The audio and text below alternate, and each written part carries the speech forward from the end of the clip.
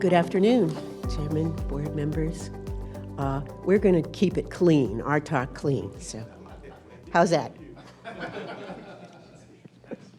It just gets better.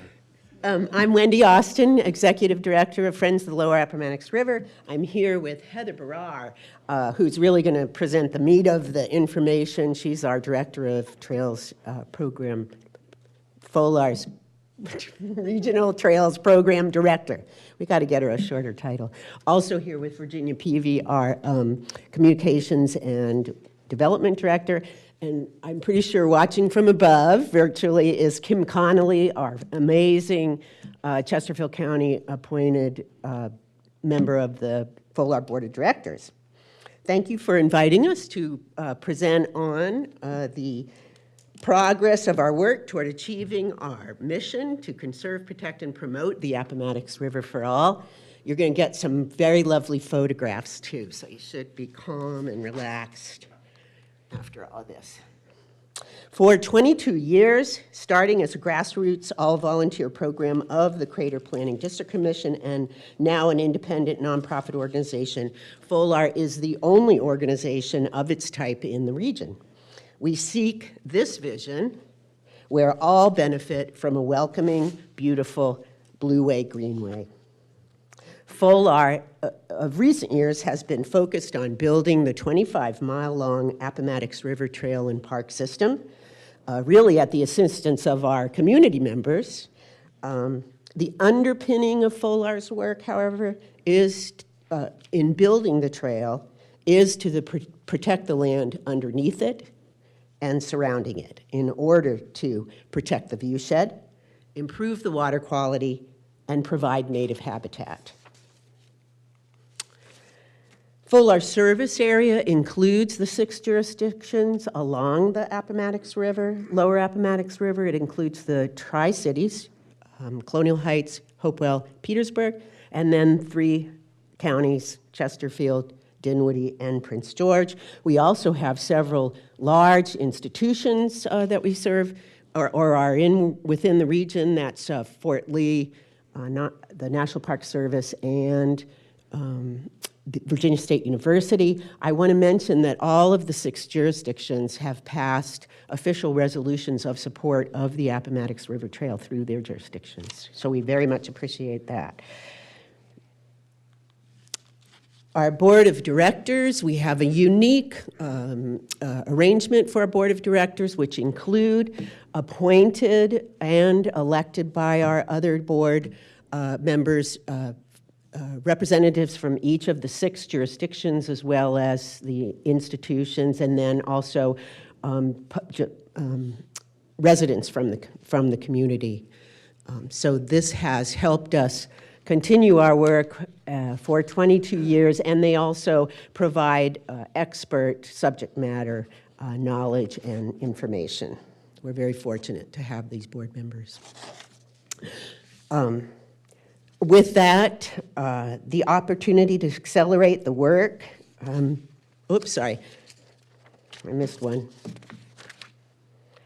As I noted, our focus has been building the Appomattox River Trail and Park System, which we know from so many other trail systems, successful, completed trail systems around the world, that when it's complete, it will transform our region to one of the best urban, suburban places for not only the people of our community, but also for the plants, animals, birds, and fish who also call the Appomattox River Blueway Greenway home. Our work is complex. It is informed and guided by data and planning and implemented through partnerships. Collaboration and cooperation, also important. And FOLAR's work is to manage and lead that. And together we are getting this trail done. And Heather's going to come up and tell you a bit more about the details of that.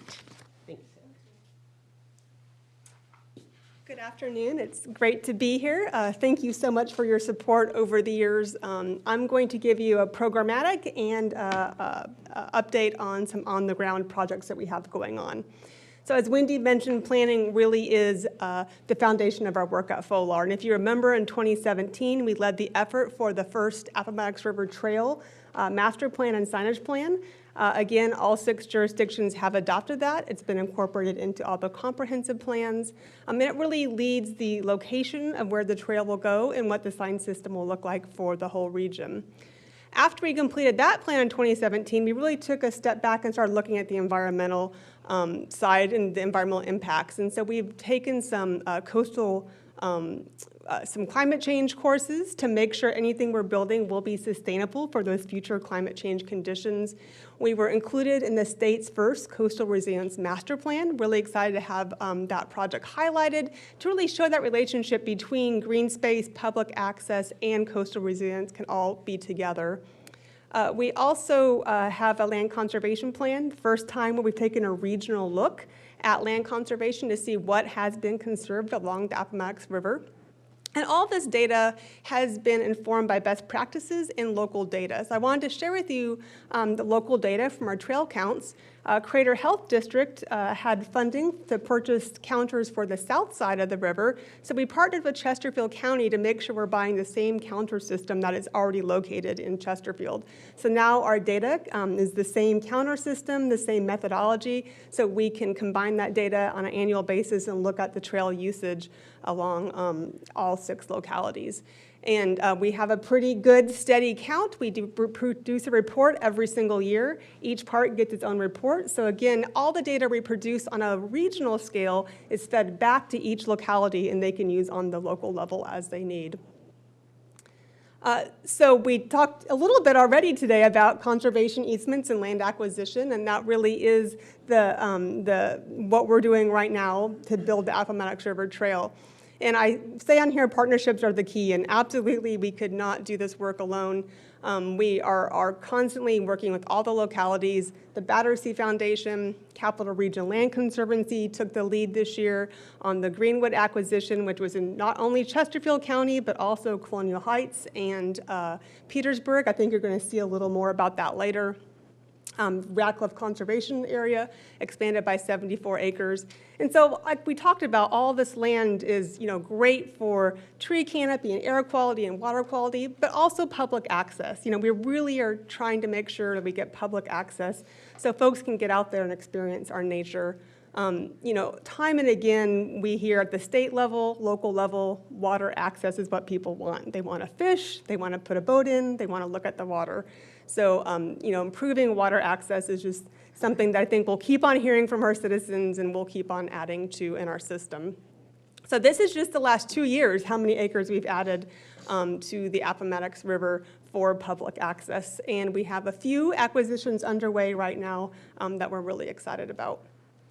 But it's not good enough just to get the land. We have to manage that land. It's a resource, just like any resource, we have to manage it.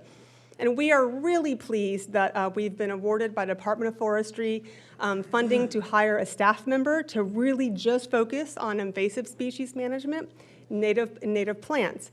But she doesn't do that. She does that with citizens. So her role really is plants and citizens together, trying to bring folks out to the river and making sure we are managing our resource.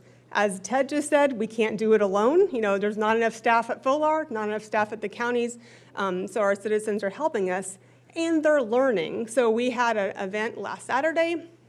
We already had citizens say, great, I went home, I identified wisteria at my house, I'm going to start removing it at home. So that is really the great knowledge, right? People can learn stewardship with us at our local parks. They can take it home, continue that stewardship on their own property. And we do this in partnership with all sorts of groups. This is the Governor's School Environmental Club, helping uncover a historic resource that was covered by invasive species. We work with the Pocahontas chapter, the Master Naturalists, located here in Chesterfield. We work with your Master Gardeners and your extension agents and the Soil and Water District. So we are really, really excited that this program has a full-time staff soon to really lead these efforts. The other thing we're doing in this grant this year that is going to be a benefit for Chesterfield is developing an invasive species management plan for every single public park on the Appomattox River. So the James River Park System has a similar plan. So we'll be developing one. We'll be, looking at how many invasives are out there and what the method is to control them, and then in partnership together, we'll figure out how to start maintaining those. And that's just going to really help maintain not only our assets, but make better biodiversity for the area. So this is just a program that I'm so happy that we are able to expand and grow. So let's transition a little to that Appomattox River Trail that Wendy mentioned, 25 miles from the dam at Lake Chesden all the way to Hopewell, where the Appomattox meets the James. We do envision this to be a blueway and a greenway. You can paddle, you can fish, you can walk, you can push a stroller or use a wheelchair. And we are looking at all these 6 localities. Of course, 25 miles is a lot, so our focus really is these western 7 miles. The western 7 miles starts at I-95, Pocahontas Island in Petersburg, Arty Trail in Colonial Heights side, and that 7 miles goes all the way to Radcliffe Conservation Area. We have one private landowner left that we are working with right now to acquire that property. We'll have 7 clear miles of public access. And what we've heard from our partners at the Capitol Trail is once you get 7 miles, that's kind of the tipping point to get tourism, to get local folks out, using that as a good 15-mile bike ride. And what's really unique about these 7 miles is we have both rural Matoaka and Dinwiddie biking all the way to Petersburg or South Park Mall. So we have the urban kind of downtown areas, and we have the rural areas linked by these 7 miles, which would be really, really great for tourism opportunities. Once we get that last land acquisition, we can really start on improving this 7-mile stretch. I'm going to hand it back to Wendy to drill down a little farther west on our project.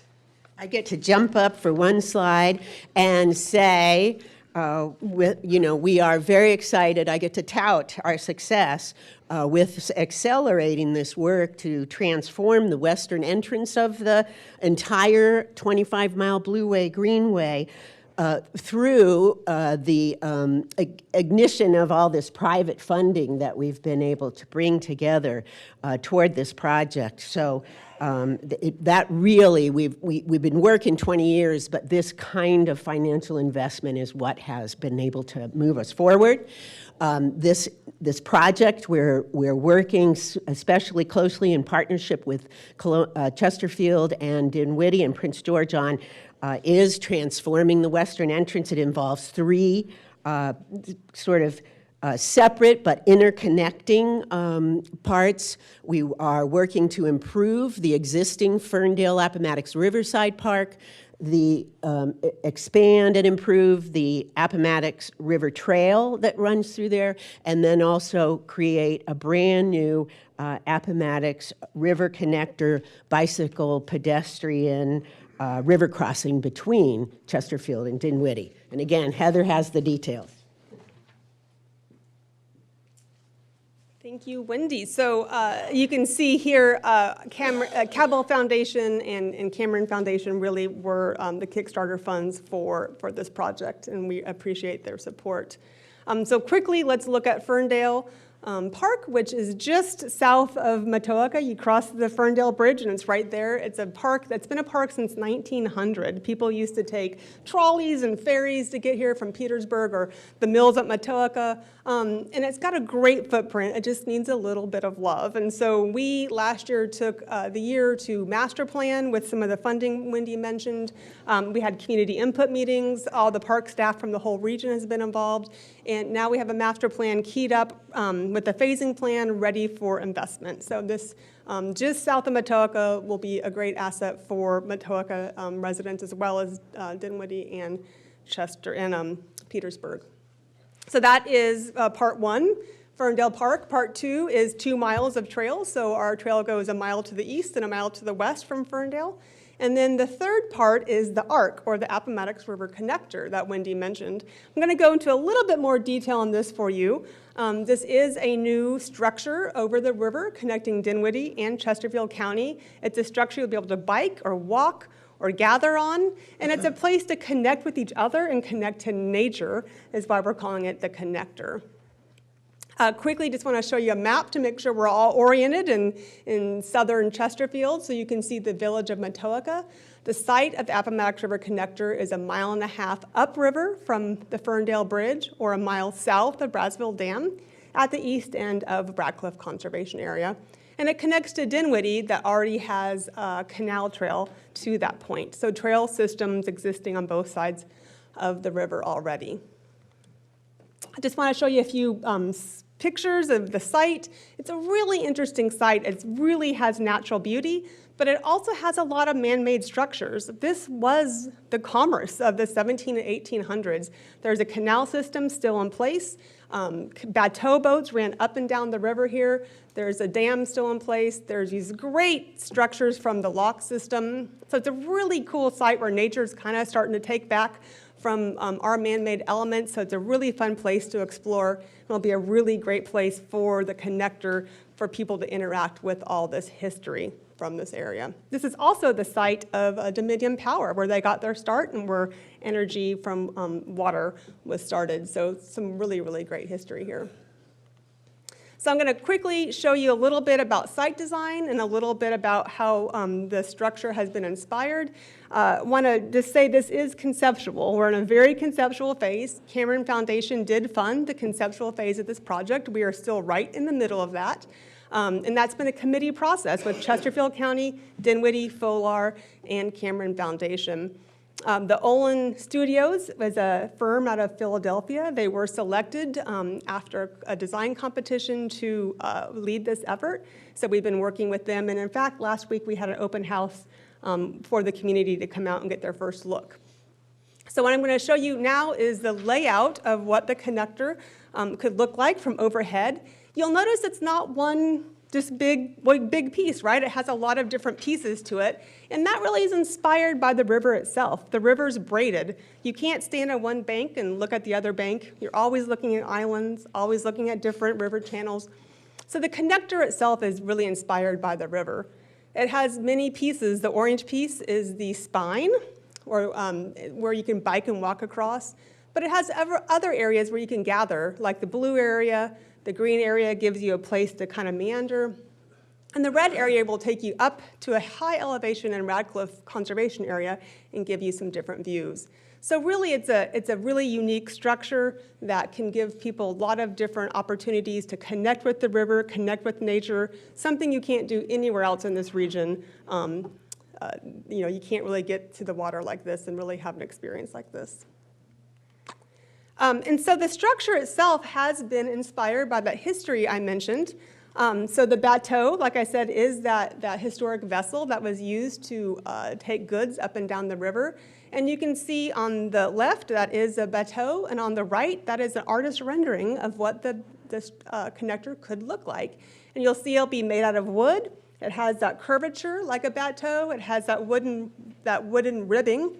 And even that canopy you see overhead is inspired by history. Some of the old photos show canopies on bateaus to protect the goods. So that shade structure for us in the future is actually inspired by a bateau. I have one more image to show you. This is how it could function, a bike lane in the middle. So people who want to move a little faster through the site and really use it as a transportation piece can. But if you want to stop and sit on a bench or look at the water, sit under some shade, there's going to be a lot of options for that kind of use of the connector. I want to also point out that it has a single pier structure, and those single piers really do help with environmental impacts and reduce visual impacts on the site, and also take into account paddlers use the site, so there's less impact for people who are paddling through the site.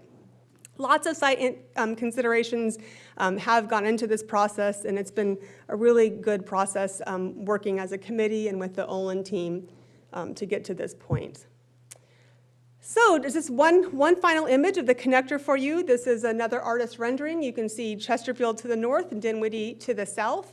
And the many benefits that a project like this can address, and all of our projects at FOLAR, we feel like address all of these attributes. Transportation, mental and physical health, education for the outside, and really just providing an incubator site for entrepreneurs. So We're really excited about this project. Like I said, we're still in the conceptual phase. You will see it moving along. I'm sure we'll be back with more updates on this project, but just wanted to make sure you were aware of this project at that western entrance. So quickly, I'm just going to finish up with what's happening in the rest of the region so you guys know that all 6 localities are doing their part. So I have 2 sites in Petersburg I want to mention. The first is just south of Campbell's Bridge, right across from VSU. This is our newest overlook. We opened in 2021, and some of you came out for that celebration. And it was all privately funded. FOLAR led the project on behalf of the city of Petersburg. And it has seen great use. From those counters, we know that it's getting more use than it had before. We've got a lot of VSU students who come out and use it and study, carry books. One of the sororities has a free little library out there. We have native plant gardens. It's getting just a lot of use for the community.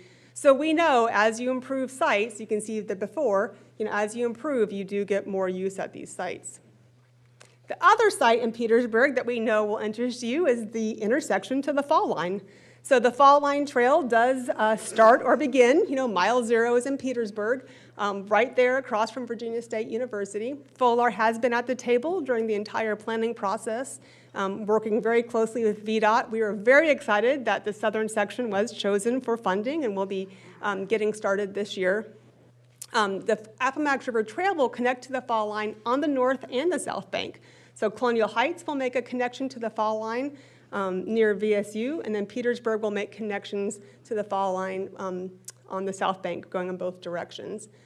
We, like I said, are at the table with this, and we do have some transportation funding secured for Patton Park to make sure we have a good trailhead for both the Fall Line and the Appomattox River Trail, as we think this will really be a hub for the region for these major trail systems. And then finally, just to wrap up, in our eastern localities, Hopewell, Colonial Heights, and Prince George. If you have not been to the Riverwalk, here is a picture. I urge you guys to check out this great asset in the city of Hopewell. It will be extended this year. It's fully funded to be extended from its current terminus all the way to the Hopewell City Marina. So it's going to go underneath Route 10 as you're leaving Chesterfield. You'll be able to see it from the bridge. And that will be starting this year. In addition, City of Hopewell also is doing a bike lane network. They're able to install all their bike lanes at once for their entire city. We've been part of that project, and that will also be part of the Appomattox River Trail. We have to come off the riverfront when we get to Hopewell. It's already developed in Hopewell, so our trail will come off and be on road for a little bit through Hopewell. In Colonial Heights, they're extending their existing trail system east, almost to Temple Avenue. That's fully funded and should be underway this year. And then finally, in Prince George, FOLAR has secured some private funding as well as some funding with Prince George County to improve the entrance to that park, improve the parking lot signage, and again, have some new environmental assets with the native plant pollinator garden. So projects in all 6 localities. We are so pleased to have your support of what's going on in your partnership, and I'm happy to be an environmental partner with you guys. I'm going to hand it back to Wendy to wrap up. Last couple of slides. Just to say that in addition to all of that technical work and building the trail, we're also in providing opportunities for engagement with the community, because that's so important to have folks be able to access the river and then be part of its care. So you see here a year of planned events. We host them on our own and then partner with great partners like JRAC, James River Advisory Council. Thanks for your support of that. Chesapeake Bay Foundation, many others. So we are, again, working in partnership with our communities. So in closing, as you see, the work to protect the Appomattox River Blueway, Greenway is constant, as are the threats and the challenges brought by nature and by people. By even us. We have to stay very cognizant of what we are affecting on the river, all of this infrastructure, as well as new infrastructure to remove water for use. So it is work that we do best with our partnerships, and we will continue to do that work to ensure that the river is beautiful and accessible for everyone for generations to come. So we appreciate again your partnership and would welcome you on a tour of the river trail anytime. Thank you. Thank you for that. Any questions? Thank you for that very comprehensive presentation to the community. Hopefully a lot of people, if they didn't get a chance to watch it, will watch it later and see what is going on all through southern Chesterfield County to provide what's going to be a tremendous amenity for the whole community. Board members, anything? We good? Thank you very much. Thank you.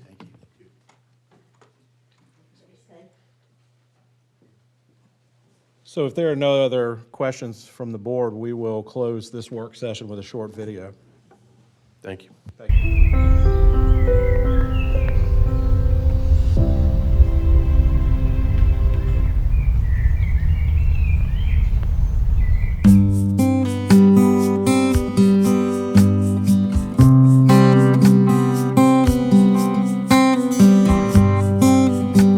It's actually a very special place. When you think about the history of the Appomattox River, when you think about the settlement that was created in Ettrick, the acquisition that Capital Region Land Conservancy shepherded and have been partnered with the county has helped to acquire about 40 acres. It's an opportunity to take back the land and restore it to more of a natural area while respecting its history, and to give access to the population to be able to come down to the river again.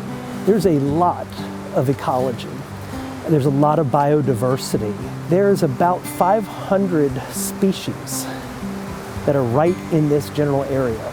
So the fact that we're able to save this area for the wildlife, bring the public access to it, and interpret the history has so many layers when you think about travelers who will go to destinations to be able to get outdoors. This is the perfect destination site. I was approached by the county about a walking trail along the river and asked if I would sell them that walking trail. We see eagles down there, we see otter, we see beaver, muskrat, deer, we got bobcat down in there, we got coyotes, you name it, we got it down on that property. And since I've always been an environmentalist and been an outside person, that's only right that we share that. And I've contributed quite a bit to the county for them to be able to purchase it. My wife and I just overjoyed that all the citizens of Chesterfield County would be able to enjoy something that we, as a family, have probably enjoyed for the last 35, 40 years.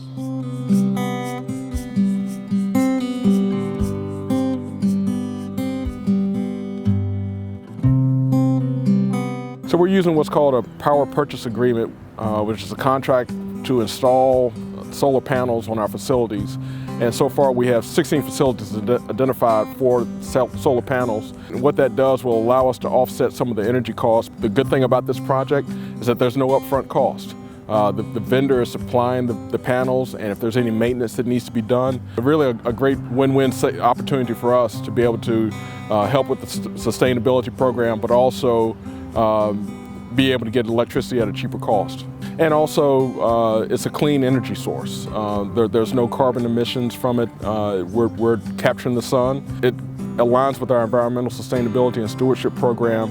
It's the right thing to do, and it's a great educational opportunity.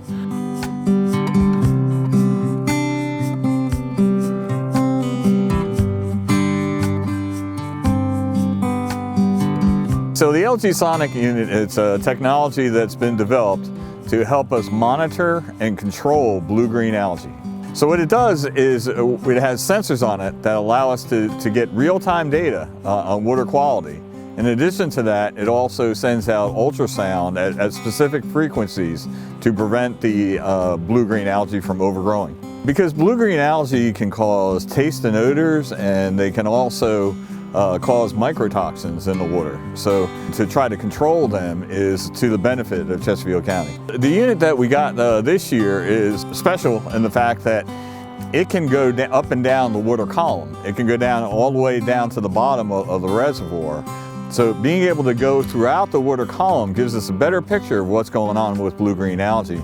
It's called vertical profiling. And this is actually the first one that's been installed in the United States.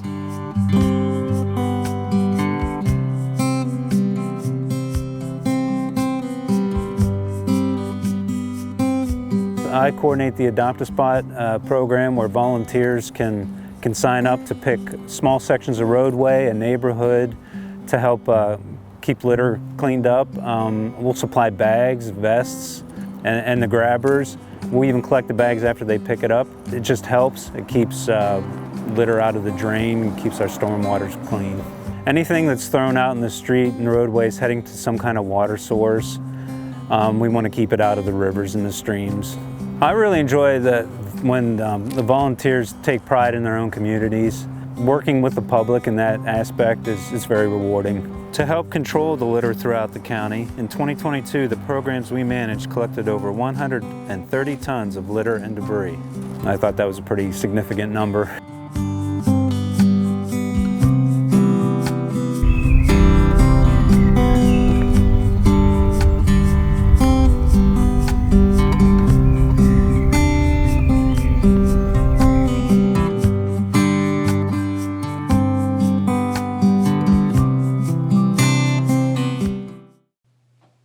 Thank you for the presentation, Madam Clerk.